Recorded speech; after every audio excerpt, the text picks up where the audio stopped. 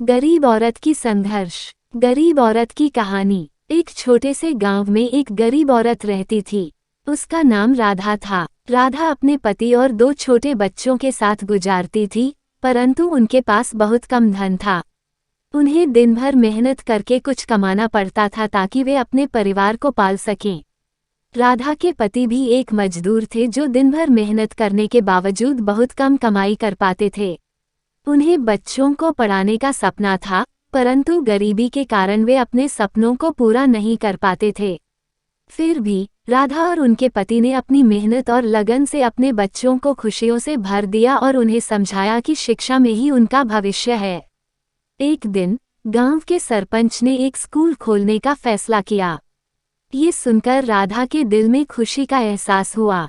वह चाहती थी कि उनके बच्चे भी एक अच्छी शिक्षा प्राप्त करें और उन्हें संपूर्णता से पढ़ने का मौका मिलेगा। लेकिन इस स्कूल के लिए भी फीस जमा करनी पड़ती थी। राधा को पता था कि उनके पास इतने पैसे नहीं हैं। फिर भी उन्होंने अपनी आखिरी बचत को जमा किया और अपने बच्चों को स्कूल भेजने का निर्णय किया। राधा के बच्चे बहुत खुश थे कि उन्हें स्कूल जाने का मौका मिला। उन्होंने अपनी मां के साथ विद्यालय की यात्रा शुरू की और वहां पहुंचकर बच्चों ने पढ़ने का आनंद लिया। राधा भी अपने बच्चों की खुशियों में खो गईं। वे जानती थीं कि उनकी बच्चों को शिक्षा मिल जाने से उनका भविष्य सुरक्षित हो जाएगा। परंतु धैर्य और मेहनत से भरे इन दिनों में राधा के पति को बीमारी हो गई। वह बीमार पड़ने से काम पर नहीं जा पा रहे थे और इससे परिवार की आर्थिक स्थिति भी खराब हो गई। राधा ने बच्चों के शिक्षा को लेकर चिंता करना बंद नहीं किया। उन्होंने नौकरी ढूंढने की कोशिश की, लेकिन गांव में सुरक्षित और उचित माध्यम नहीं थे। तब उन्होंने सोचा कि क्यों न खुद कुछ करें। राधा ने अपने आसपास के लोगों से सीखी और अपने घर पर ही टेलरिंग बिजनेस शुरू किया। उन्होंने धैर्य से और लगन से काम किया और उनका व्यापार धीरे धीरे चलने लगा। कुछ महीने बाद राधा के व्यापार में सफलता मिली।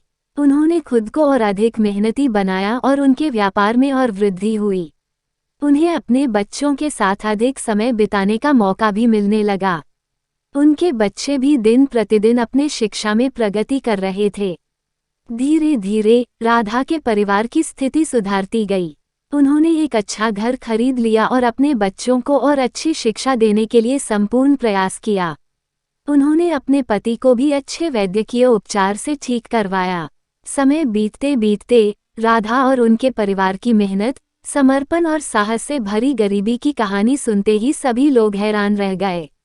उन्होंने देखा कि इतने मुश्किल समय में भी राधा ने हार नहीं मानी, बल्कि नए सपनों की ऊंचाइयों को छूने के लिए मेहनत की और उसे साकार किया।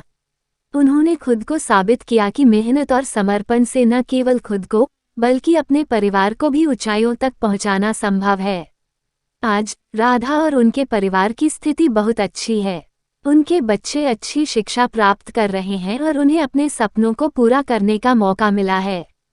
राधा ने संघर्ष और समर्पण से अपने जीवन को सफलता की ऊंचाइयों तक पहुंचाने का सबक सिखाया है। इस कहानी से हमें ये सीख मिलती है कि समृद्धि या गरीबी के बीच का अंतर सिर्फ प्रयास और समर्पण है।